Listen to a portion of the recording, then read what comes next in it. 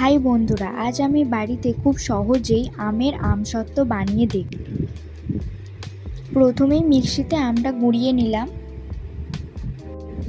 তারপর কড়াইতে তেল দিলাম হালকা করে, তারপর আমের পেস্টটা কড়াই দিলাম, তারপর হালকা করে নেড়ে নেড়ে এটাকে একটু তৈরি করব ভালো করে। তারপর এখানে চিনিটা দিয়ে ভালো করে নাড়বো যতক্ষণ না চিনিটা এর মধ্যে গুলে যায়, একটু মাখা মাখা হবে এটা, ততক্ষণ পর্যন্ত কড়াতে খুন্তি দিয়ে নাড়বো।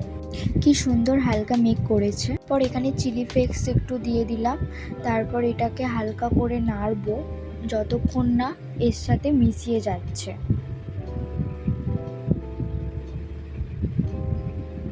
এখানে কর্নফ্লাওয়ার দিয়ে আস্তে আস্তে নাড়বো জিনিসটাকে, তবে আমের আমসত্ত্ব তৈরি হবে। তার মধ্যে এখানে ডিশেতে তেল মাখিয়ে নিতে হবে। তারপর এবার আমসত্ত্ব তৈরি হয়ে গেছে। তোমাদের কেমন লাগলো কমেন্টে জানাবে।